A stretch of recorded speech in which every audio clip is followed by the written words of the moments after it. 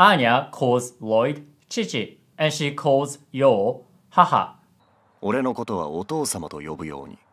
父、母手つなぐ But this is incorrect Japanese because you can only use Chichi and Haha to refer to your own parents when you are talking to somebody who is not your family member. If I'm talking to my mom, addressing her as Haha is incorrect. But if I'm talking to you, I can refer to her as Haha if I want to be formal. So in this interview scene, she's using Chichi and Haha correctly. 父も母も面白くて大好きです This is a formal situation and she's talking to teachers. That's why she can refer to Lloyd and Yo as Chichi and Haha. In today's Japan, the most common way of addressing your parents when you are talking to them is お父さん and お母さん. So can you correct Anya's Japanese in this scene? 母手つなぐ This should be お母さん手つなぐ and that's correct Japanese. Now I explained this in my previous video and I've gotten many comments saying that oh, Anya calls them Chichi and Haha because they are not her real parents. But that makes no sense because you can only use Chichi and Haha for your own parents. You can't use Chichi and Haha to call other people's parents.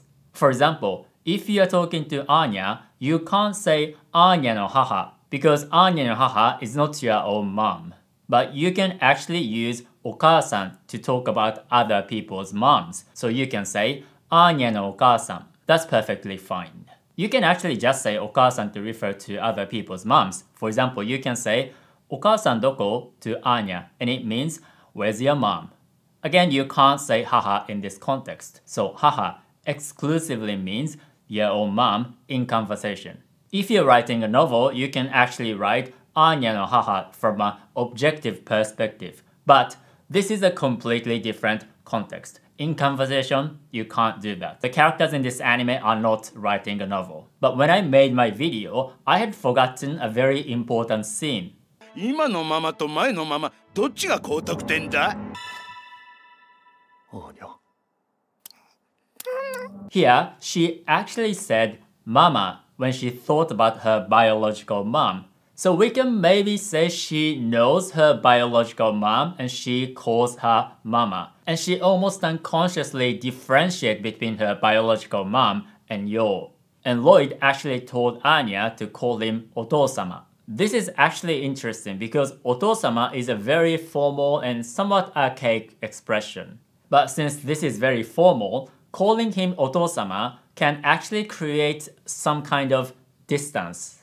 So she can actually use お父様, father, お母様, mother, to create some type of emotional distance and differentiate them from her own biological parents. Which also makes me think that maybe Lloyd didn't feel very comfortable to tell her to call him お父さん or papa, because he also felt a little distant from her. So she tries to find another word for mom, but because her language is not fully developed, she incorrectly chose the word haha, which is a very context-dependent word, and she actually uses other context-dependent words incorrectly. For example, お前頭いい人っていうかお前じゃなくてベッキーって呼んでよ she said お前, which is a very familiar way of using you. In this specific situation, calling her friend お前 doesn't sound right. It's also somewhat masculine, and calling a stranger お前 can be very, very rude.